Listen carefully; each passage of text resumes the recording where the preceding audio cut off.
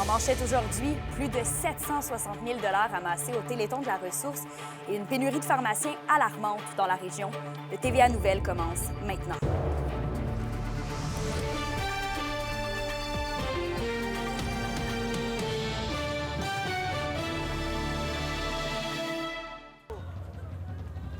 Yeah! 760 178 $! Woo! Yeah! Bravo!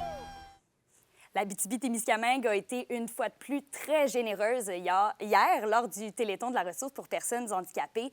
Et Justine, même qu'un montant record de dons a été amassé. Oh oui, ce qui est milliard, c'est 760 178 $ qui ont été amassés hier pour ce 28e Téléthon de la ressource. L'objectif de 500 000 $ a largement été dépassé et c'est 73 000 $ de plus que l'année dernière. C'est remarquable. Tout cet argent-là va servir à offrir des services et aussi à acheter des équipements pour les personnes handicapées de la région, mais aussi de leur offrir différents loisirs.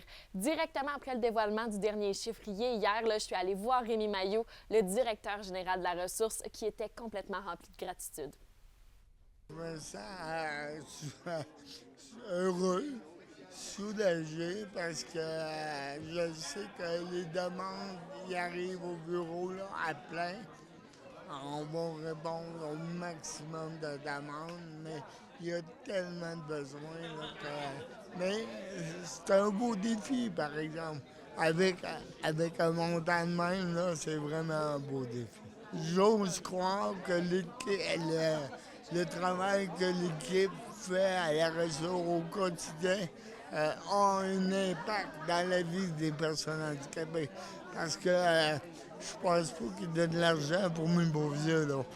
Ils donnent de l'argent parce qu'ils voient concrètement ce que l'argent fait dans la vie des personnes handicapées. Félicitations à toute l'équipe du Téléthon, c'est vraiment remarquable et surtout, merci à tous ceux à la maison là, qui ont fait un don. Vous voyez quand même quelques dollars, là, ça peut faire toute la différence. Oui, ça c'est vrai. Merci beaucoup, Justine. Ça fait plaisir. On poursuit le bulletin en santé maintenant. Le manque de pharmaciens nuit aux soins dans les hôpitaux de l'Abitibi-Témiscamingue. C'est du moins l'avis de l'Association des pharmaciens des établissements de santé du Québec. Selon l'APES, c'est 100 % des besoins en pharmaciens qui ne sont pas comblés dans les secteurs des urgences et de la dialyse rénale dans la région. Une situation qui affecte grandement l'offre de soins pharmaceutiques, l'usage optimal des médicaments et réduit l'accès aux soins de santé. L'association dénonce le manque de main-d'œuvre et l'attitude passive de Québec dans le dossier, eux qui sont d'ailleurs sans entente de travail depuis près de 2 ans. La question du jour TVA, une présentation de Mobilier Bélan qui vous offre depuis plus de 50 ans un service de qualité et un grand choix de matelas mobilier électro au prix compétitif que vous recherchez. À la question du jour, on vous demande, est-ce que le manque de pharmaciens dans le réseau de la santé vous préoccupe? Pour voter et commenter, rendez-vous au tvaabitibi.ca.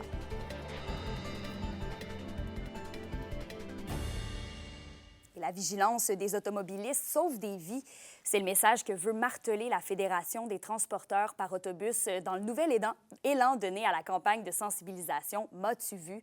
Déjà à sa 37e édition, la campagne vise à dénoncer les comportements dangereux des conducteurs à l'approche des autobus scolaires. Le décès tragique du jeune Nathan Macamo d'Amos en août dernier témoigne de l'importance d'une telle démarche. Plusieurs vidéos sont d'ailleurs lancées sur le net aujourd'hui pour encourager la bonne conduite. On écoute Luc Lafrance, le président et directeur général de la FTA. On pourrait penser que ça devient redondant, mais au contraire, c'est important de le répéter année après année, surtout à ce temps-ci de l'année. Il n'y a aucune raison qui est bonne. Il faut toujours respecter cette signalisation-là sur la sécurité des enfants qui sont en jeu. Mais malheureusement, je pense qu'il faut continuer à redoubler d'efforts, continuer à sensibiliser les gens à les respecter. Et ailleurs maintenant, une consultation publique portant sur les modifications prévues au plan d'aménagement forestier intégré tactique aura lieu du 27 janvier au 12 mars. L'objectif est de présenter les plans d'aménagement pour permettre aux citoyens d'émettre leurs commentaires. Les spécialistes du ministère vont aussi tenir une séance d'information virtuelle le 28 février à partir de 18 h. C'est un gros week-end de hockey dans la région. Et pour revenir sur les matchs, on retrouve Alexandre Cabana à l'Arena Glencore de Rouyn-Noranda. Alexandre, on peut dire que les Huskies s'en sont bien sortis quand même.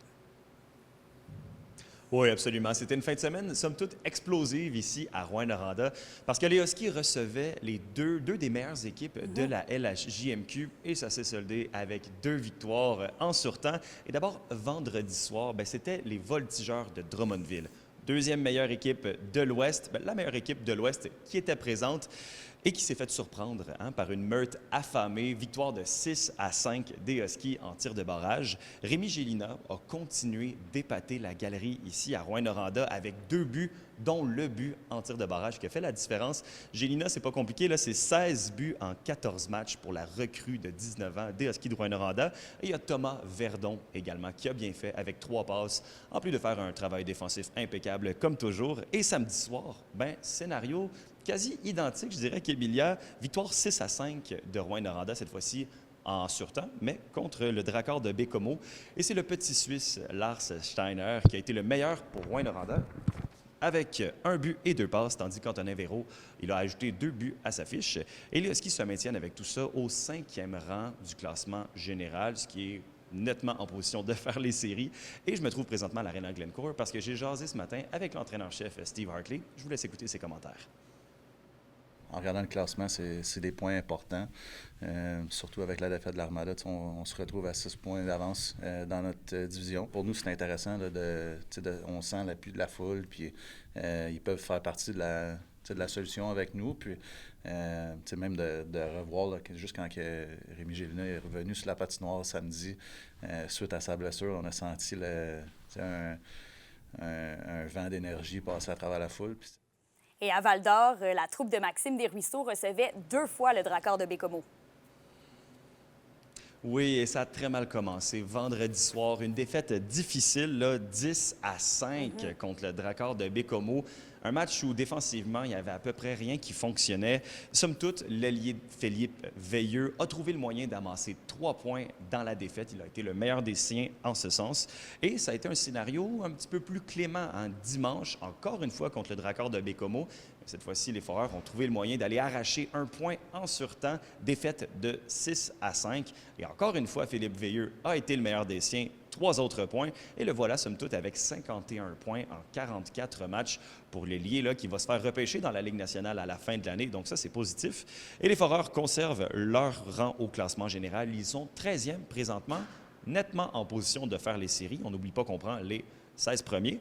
Donc, je vous laisse écouter sur ça les commentaires de l'entraîneur-chef et directeur général des Foreurs de Val-d'Or, Maxime Desruisseaux.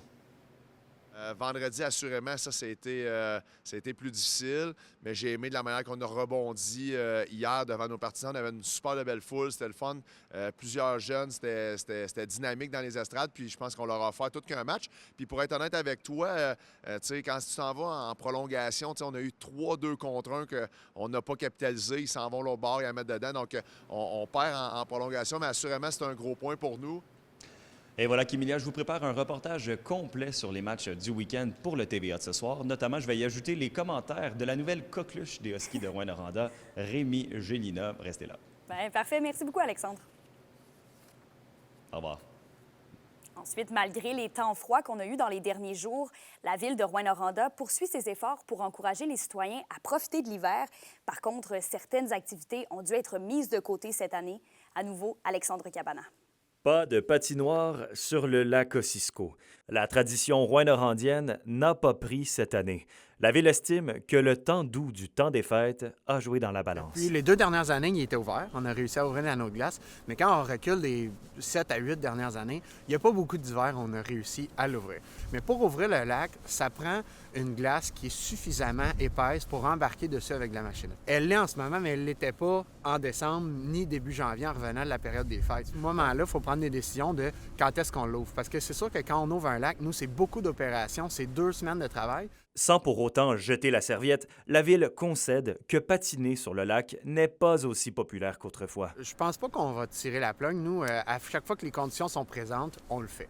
Parce qu'on le sait que c'est quand même une belle carte postale pour la ville de Rouyn-Noranda, on en est fiers. Mais évidemment, c'est pas évident, il y a moins d'achalandage parce que c'est exposé au vent. Un peu plus loin, du côté de la côte météo et du parc Muska, Rouyn-Noranda vient tout juste d'installer le tout premier parc à neige non surveillé de la région. Une descente, des modules, des petits sauts et un éclairage de soirée. Bref, tout est en place pour générer de l'engouement pour la glisse. On voit que c'est très, très utilisé. Là. On a vu la semaine dernière, jusqu'à jeudi dernier, il y avait 35 personnes en simultané là, ici. Fait qu'on voit qu'il y a une grande utilisation. Puis c'est sûr que ça aide d'avoir un site aussi bien aménagé en soirée avec le sentier illuminé là, opéré par l'OSCO en fait. Donc, il y a un bel engouement, il y a une belle vie à cet endroit-ci au niveau récréatif en période hivernale maintenant. Une grande fête d'inauguration aura lieu samedi le 25 janvier, marquant ainsi l'aboutissement de 3 ans de démarche. Il va y avoir de la pizza gratuite distribuée. Dans le fond, on fait vraiment un petit jamboree là, pour ouvrir le snowpark officiellement. Bon, on a du fun en masse, là. Ouais. Il y a tout pour se faire du fun, puis on est des sites à chaque jour, nous autres. Là. À partir de 6 heures d'habitude, du site, c'est rempli, là. Ouais. Il y a au-dessus de 30 personnes, certains. Tout le monde est là pour le fun, puis on se donne des trucs, on s'aide, là. C'est une belle communauté. L'hiver s'annonce actif à la côte météo. Jeunes et moins jeunes sont invités à essayer cette première en région, un parc à neige sans surveillance. Alexandre Cabana, RNC Nouvelles, à Rouyn-Noranda. À la météo aujourd'hui, c'est particulièrement venteux. D'ailleurs, Environnement Canada émet un avertissement de bourrasque de neige sur tout le territoire. Il y aura une accumulation de 5 à 10 cm, un maximum de moins 3 degrés Celsius pour l'Abitibi et de moins 2 pour le Témiscamingue. Et pour ce soir et cette nuit, ce sera toujours de la neige avec de la poudrerie par endroits. Donc, soyez prudents si vous avez à prendre la route. Minimum moins 22 degrés partout en région. Je termine en soulignant que le chanteur de Val-d'Or, Loïc Trépanier, a pu conserver sa place à Star Academy. Hier soir, lors du Variété, il a reçu l'appui du public. On vous en reparle ce soir au bulletin de 18h. Merci encore une fois d'avoir été là ce midi. Passez une magnifique journée.